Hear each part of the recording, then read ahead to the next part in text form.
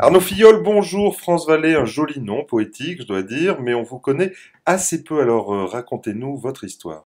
France Vallée a été créée par deux anciens de la Française, dont je fais partie, nous sommes deux associés. C'est une société de gestion de portefeuille qui a trois activités.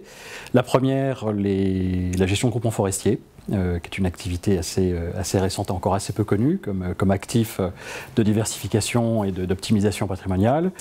Nous avons une activité de capital investissement également, et qui là est vraiment notre savoir-faire premier, puisqu'on fait ce métier depuis 15 ans, pour des institutionnels et pour des particuliers, avec des FCPI, des FIP. Et dernière activité de diversification, celle-là, on a une activité de gestion de fonds immobiliers pour des institutionnels. Voilà. Alors, on va voyager un peu en France, on va parler forêt. Qui détient des forêts en France? Des vieux ou des héritiers, non? Pas tout à fait. Vous avez finalement des intérêts pour la forêt qui sont extrêmement variés. De la diversification patrimoniale pour investir dans un actif qu'on connaît, dans lequel on se promène tous les jours, soit pour chasser, soit pour ramasser les champignons, soit pour exploiter du bois. Nous, c'est plutôt notre vision et notre activité, l'exploitation.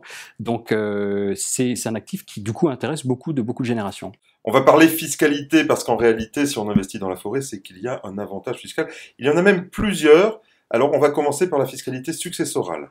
Elle existe depuis 1930. Elle est là parce que quand vous transmettez une terre à vos enfants, vous n'êtes pas taxé sur la valeur du blé qui pousse dessus, que vous allez exploiter. Pour la forêt, c'est la même chose. Le bois ne rentre pas dans la valeur taxable au moment d'une transmission. Donc, vous avez une exonération à hauteur de 75% de la valeur des forêts que vous détenez au moment d'une transmission. Succession, d'accord, mais peut-on anticiper dans le cadre d'une donation? Ça marche aussi. Vous avez en plus de ça, vous avez un délai de 2 ans. Si vous achetez des parts, vous devez les conserver 2 ans avant de les transmettre. Si par contre ce sont des parts nouvelles auxquelles vous souscrivez, à ce moment-là, vous n'avez pas de délai de conservation avant de la transmission. Et il y a d'autres cerises sur le gâteau. On pourrait faire un clafoutis tellement il y en a. Donc on va commencer par l'avantage ISF. Oui, de deux natures. Toujours un petit peu dans le même cadre que la transmission, vous avez une exonération à hauteur de 75% de la valeur de votre patrimoine taxable. Et ça, c'est pareil, ça existe depuis extrêmement longtemps, depuis l'ISF quasiment. Et par ailleurs, depuis 2009, les forêts ont été rendues éligibles au cadre de la loi TEPA. Donc au même titre que l'investissement dans une PME, à partir du moment où le groupement forestier exploite la forêt, il a une activité commerciale, il est éligible à la loi TEPA. Donc je réduis mon ISF de 50% du montant investi et je l'exonère à 100% cette fois de mon patrimoine taxable. Alors si j'ai bien compris, dans une même opération, on peut avoir 90 000 en TEPA et au-delà, on bénéficie de l'autre avantage. Absolument, et l'autre avantage, il n'a pas de limite. C'est-à-dire que 90 000 € dans le cadre de la TEPA, c'est sa limite, mais l'autre cadre, donc, qui est l'amendement Serrault-Monichon, celui-ci, je peux investir 100 000, 200 000, 1 million d'euros, même davantage. Il n'y a pas de limite au dispositif. Et on reprend une part de clafoutis, il y a même un avantage IR.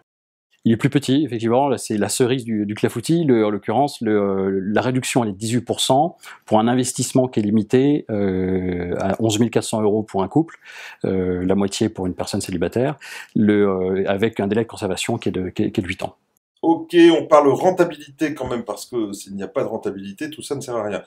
En réalité, les forêts, ça ne rapporte pas beaucoup, et donc on va faire un petit calcul avec la fiscalité cumulée, c'est mieux que des placements sécures. Oui, puisque donc effectivement, le rendement brut de la forêt en France est relativement faible. On parle de 2% en moyenne, mais ça va varier de 1 à 3% en fonction des typologies de forêt que vous avez. Mais ce rendement, dès lors que c'est de la vente de bois, vous n'êtes pas taxé à l'IRPP dessus, vous avez un forfait cadastral qui est extrêmement faible, par conséquent, le revenu de coupe de bois est quasiment net d'impôt. Donc 2% de rendement brut avec un peu de frais de gestion en moins, 0,5 en l'occurrence sur nos groupements forestiers, vous avez 1,5 de rendement net, mais si je réintègre le fait que je ne paye pas d'impôt dessus, finalement on devient comparable avec beaucoup de classes d'actifs. Et si je rajoute à ça l'avantage ISF, ça peut faire mieux qu'un fonds en euros. Un peu mieux, beaucoup mieux si on rajoute l'avantage ISF dans le cadre de la loi TEPA, parce que 50% de réduction c'est considérable. Quelqu'un qui a qui paye 1% d'impôt de solidarité sur la fortune, effectivement il rajoute 1% de rendement à sa forêt. Donc on peut dépasser des actifs classiques avec la forêt. Alors pour comprendre enfin, ce sont quoi? Des club deals, des groupements fonciers?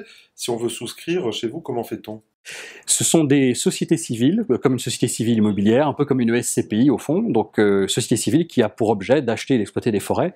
Donc nous commercialisions des parts de ces groupements forestiers, tout comme des parts de SCPI peuvent être commercialisées. Faut-il être très riche pour acheter une forêt et y a-t-il encore des opérations en cours?